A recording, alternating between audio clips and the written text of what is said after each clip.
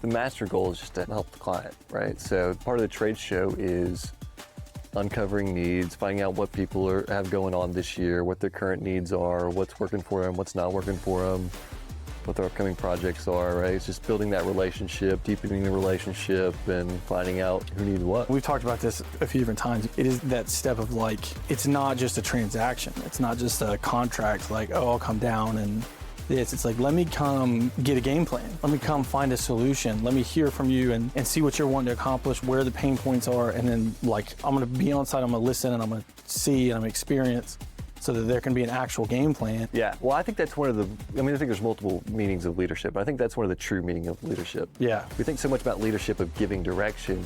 I think some of it's just being the tip of the spear, being willing to go first. Yeah, I think that's a great perspective and a great goal of like, it's a goal beyond the goal. And I think that it's like the next level looking is like, how can you as an individual or as a business or whatever separate yourself from just the thing? I think it's that next step. It's that next level. It's looking beyond the just dollars and cents.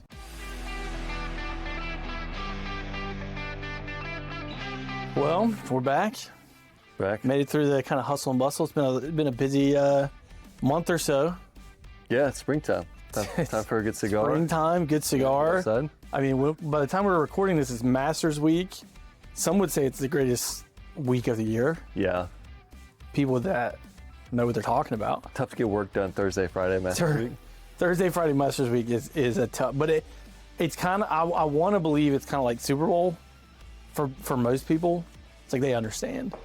Or March Madness, you know, it's like, there's a level of understanding. Is it acceptable fully? Maybe not, but we'll get it done. Just try not to be super urgent on Thursday, Friday. Exactly. But yeah, so last couple of times, last videos we recorded, we were actually at Specs conference in DC or Maryland. And then right after that, you guys went out to RIFMA, Denver. Yeah.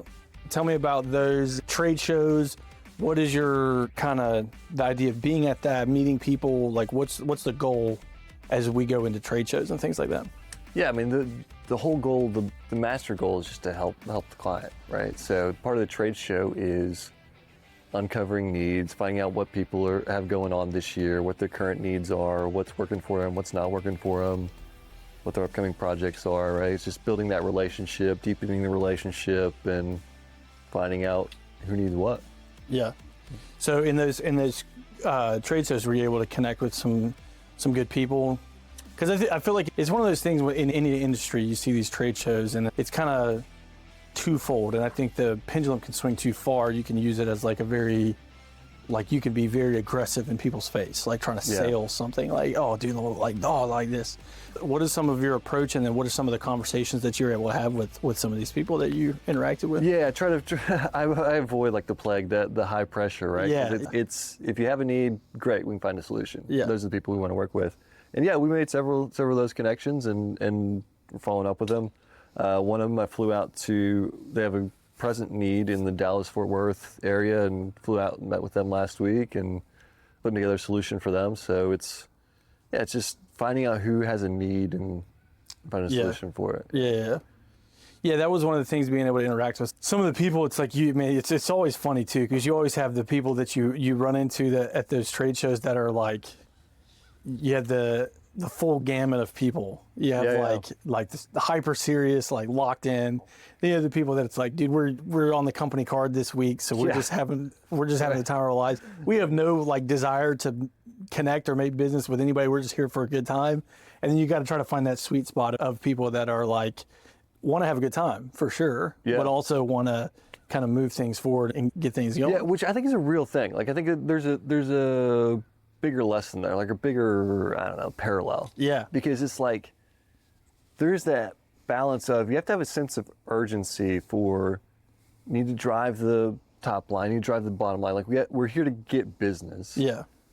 But it's not so pushy and it's not so laid back. Yeah. Right. And then it goes, I mean, even setting up this and just having the conversation, right? It's a lot about, I hate to say this word's kind of cliche, but like emotional regulation. Yeah. Of zooming out and gaining perspective of like, okay, what's the objective, and we're on track, and Yeah. you know, we want to be 10 steps, but we're 2 steps, but we're going in the right direction. And Yeah. keeping that. Well, and I think you can, in those situations, like, this is one of the things I always like to come back to when we talk about any type of business, but like it can get lost. It can get lost in any kind of business too. But it's when you get so bottom line driven that it's like when we're talking about connecting with people, networking with people, those type of things, it's also trying to connect in a way that's like, we know, hey, this is going to work well. Sure. Between the two of us, like our value system aligns, and it's we're not gonna just be this like, you know, hardo like this, because when you get so like tunnel vision, then I think that's where a lot of times people will lose the listening ear to be able to say like, okay, but what do you actually like? What do you really want to accomplish? Yeah. And I think that's where a lot of times there can be some separation. Yeah. Because you can say like, oh well. Like, and especially when you're talking about partnering, hopefully and potentially with some growing companies and businesses, because a lot of times there's a lot of passion and things in there that you have to be able to kind of have that connection with, to be able to say, oh, I hear you saying this. Here's how I can help you get there, which I think is super valuable. Yeah, yeah. Have to lose sight of, can't lose sight of that either, because it applies to everything. That's part of our solution. Yeah. Is if we get too goal driven, like meet this by that, I mean, we have to have that to build the structure. Yeah. But if we get too focused on that, that's when you start throwing the baby out with the bathwater. Yeah. And the relationship is what matters, both with the client, because they have the relationship with their client, and they have a relationship with it, and we have a relationship with our employees and contractors that are doing the work, right? So that what we're trying to do with them is we attract people who want to grow in their career. Yep. I mean, we were talking earlier today about a couple of maintenance guys you never have to worry about. Yeah, 100%. And they've been doing that for the last 5 years. They're the most reliable people. But they took a good 2 years, 3 years to train. Yep. And it was that building that relationship so many times it felt like, okay, is this really worth it? Like, we're having another conversation, we're another drive to site, and it's, you know, but it's so in that seed because it's about that relationship, and now there's a good understanding that's been built, and that understanding gets built through relationship and time and investing in it.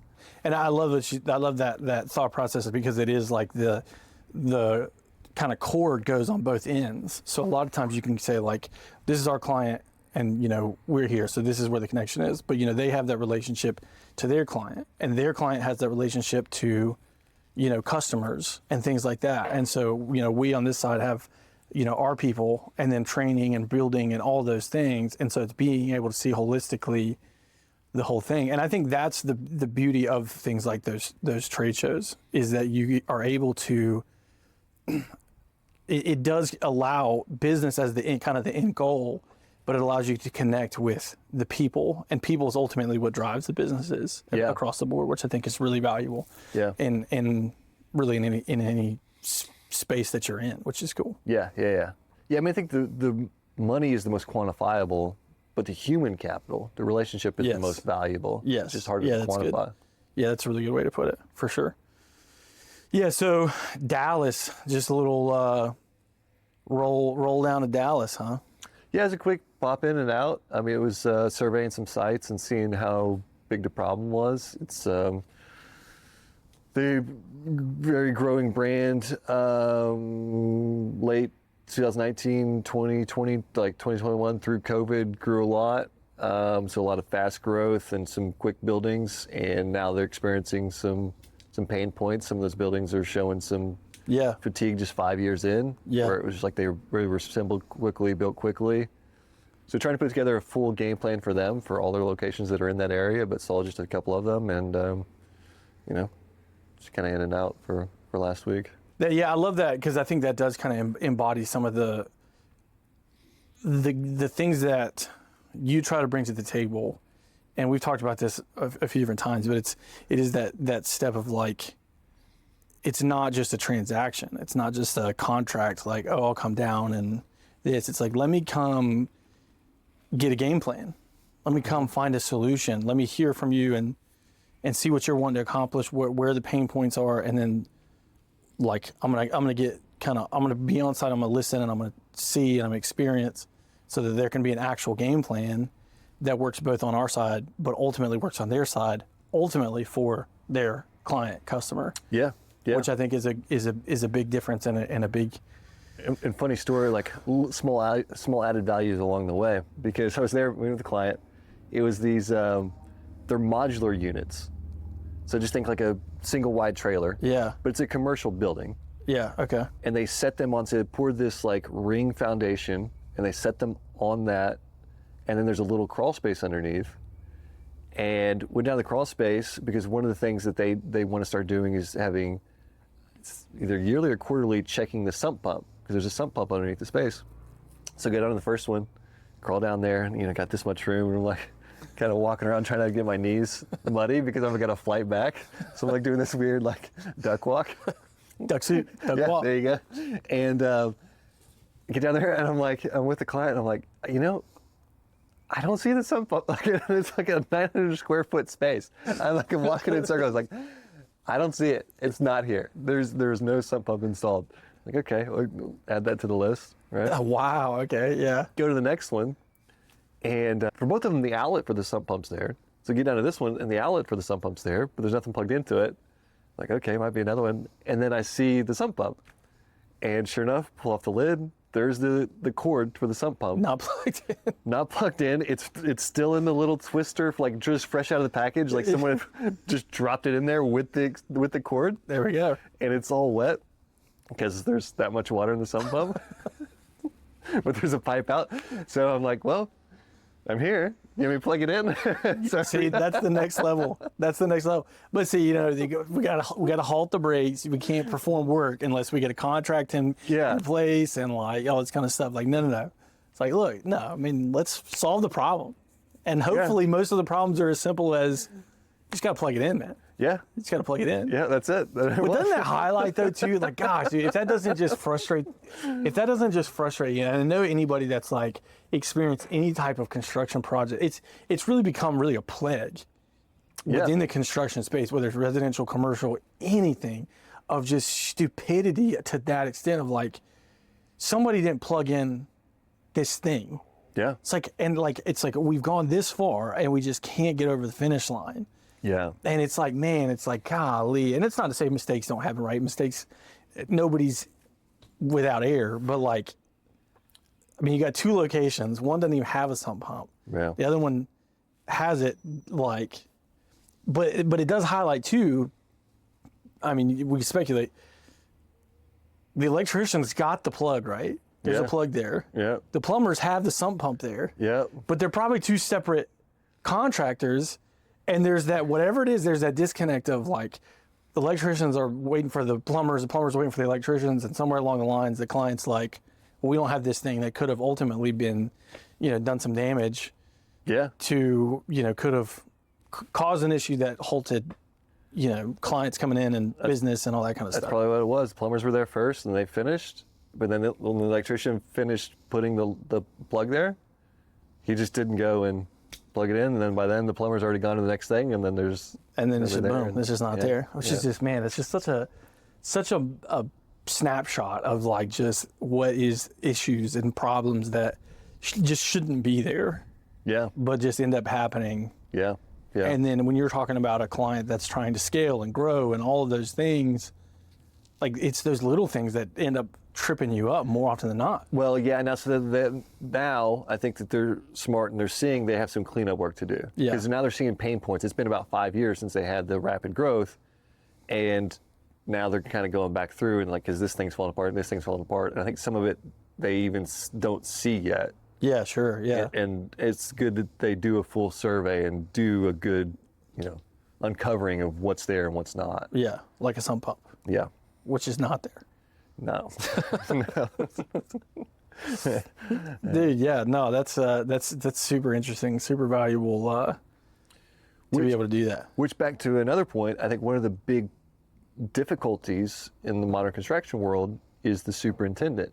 Yeah. Like that's a role that's getting increasingly difficult. From what I see, you see a lot of guys who are retiring out of that position, and there's not a lot of people who are filling the role. Because the old path used to be, you start out on the job as just a laborer. Yep. And then you work up to be a skilled laborer, and then maybe you're apprentice. It's like you had this steady path, and then maybe you become a foreman, and then maybe you become a superintendent.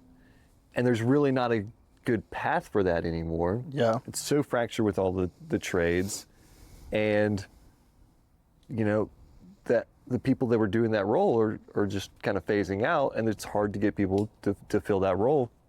So that's one of the things that we're trying to do now is just train for that specific role, because you have to be a generalist. Like, you have to understand so many different things and how they connect, and see what the plumber wants, and see what the electrician wants, and see what the owner wants, and try to tie all that stuff together, or otherwise you have those small things at the end, you know, that really hurt. Well, I mean, that's a prime example of like, that's the person, the final, whoever does the final walkthrough or daily walkthrough or whatever the walkthrough is, that superintendent role, to be able to say, hey, I'm gonna catch these spots, because again, nobody's without human error. Yeah. So that's kind of the goal of somebody, is a trained eye who can say, okay, this doesn't look right. Yeah. Why is there a plug in the wall in the bottom of, like, underneath the ground?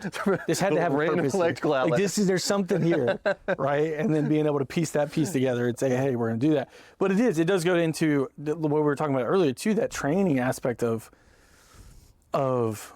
identifying people, being with people long enough that you can identify, like, oh, you've got an eye for this. Now let's have a conversation. Let's talk about it. Let's spend some time, you know, on the ground. Let's allow some of this development to happen. And I think in a rapid pace, you know, bottom line world, it can be hard to do that at times, because there's just no period of being able to train, right? There's no period of being able to do this. It's also like you can't sacrifice even in that, as you're training, you still can't sacrifice the bottom line either. Yeah. Right? So it's like you have to be able to have the person who can do that superintendent job while training the next person to do that superintendent job in a lot of ways. Absolutely. A lot of people don't want to do it. It's a time investment. Yeah. It is somewhat of a money investment. It's mostly time investment. And I think what the holdup for a lot of people is, and maybe take back the emotional regulation thing is like sometimes you sow a lot of seed and then like you lose it. Yeah. The guy goes off to a different company. Yep. Or he wants to go into one of the trades, or he wants to start his own company. And like you lose that guy that you invested so much in. I think it's just, you have to take those things. I mean, I got a text this morning from one of our guys, you probably know him, and he just texted me and said, hey, just want to let you know, I started full-time with a plumbing company. I've been working on my plumbing certifications for, you know, I guess a year or two. He's told me I followed him all along the way. Yeah. And I've been all for him. Like, I support that. Right? Yeah. Like, and it maybe full circle, 5 years, 10 years from now, he comes back around, he works with, you know, but for right now, that's the thing for him. And I've invested a lot. You've invested, other people have invested. His brother still works with us.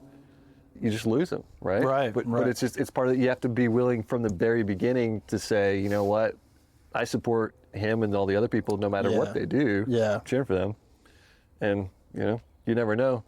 You have some that stick around for 10, 20 years and some that do a few years and do something else. But I think that's such a highlighted thing and I think it's just missed. I mean, we get like, we got the cigar out, so it's like, it's easy to wax philosophical whenever you've got this cigar out. It's cheaper than therapy. But it is like, when you look at society, and even just intrinsically at us, like that is when we're actually supporting other people's growth, regardless of our own, you know, personal benefit of that's going to come back around in some way. And maybe it's not that person comes back and works and, you know, works back with the company or whatever else. Maybe there's a connecting point. Maybe it's just the trust that was built. And so now he can send, you know, guys our way, or maybe he can send business our way. And I think that's what, you know, when we're talking about training, we're talking about individuals, talking about employees, like that's really valuable. You go up to the top when you're connecting with clients. I mean, that's valuable too. Maybe the client, maybe things don't work out in Dallas, but that connection was made of like, okay, here's a guy who came down and invested. And like, obviously it's business. We're trying to create business, cultivate business, but maybe this particular thing didn't work out, but that connection was made, that trust was built. Long-term, when you treat people the right way, I mean, I just do believe like that comes back for sure. Yeah, yeah. Well, I think that's one of the, I mean, I think there's multiple meanings of leadership, but I think that's one of the true meaning of leadership. Yeah. We think so much about leadership of giving direction. I think some of it's just being the tip of the spear, being willing to go first. Yeah. Like, no, yeah, I'll fly to Dallas, I'll meet with you. Like, even if there's nothing that comes from it, it's like, yeah, I'll invest into your life and show you what I've learned about plumbing, about framing, or whatever. It's like, I'll do it first, and then regardless of what comes. Yeah. Right? Like that's one of the applications I try to remind myself of. Yeah. And sometimes it works out great the other way. I mean, funny story, I was with Ben, our sales representative. Leads up our entire sales division, and we were meeting with a client in Columbus, Ohio for dinner, and guy comes up to our table and just talking with him, and like he's brings us bread and water, and like, you know, he's just doing his job, but he's smart and he knows how to adjust in this conversation. He's asking questions. And Ben says, well, why don't you work in construction? Ben's got it in his DNA. Like he's gonna uncover the needs and present himself. Yeah. And he was genuinely, prior to our conversation, looking for a job in construction, was thinking about different trades and this and that. And we're like, no, you don't want to be a specialist, you want to be a generalist. Yeah. You want to know everything, how it all ties together. And sure enough, like we were talking about, I forget what it was, I think it was like a Tuesday or Wednesday. And we ended up, you know, hey, let's connect. And I think I texted him Thursday morning, like, how about Monday morning? Go start Monday morning. Yes. So we're training him to be a superintendent right now, right? Right now he's killing it. Like he's learning very quickly and taking on responsibility. And yeah, I think that's such a great example of it, because it's eyes to see, even like people, right? You're at dinner. Not the goal as 0% is to find the next superintendent for a job, right? But you're at dinner, you have eyes to see, you have the time to invest even in the conversation. Yeah. Initially, and then that leads to hopefully what is mutually beneficial connection point for both him and the company, and you know, ultimately everybody wins. Yeah. And ultimately it even tracks back to the client, because now you have a great person that you can train and can be that superintendent that can, you know, keep an eye out for missing sump pumps.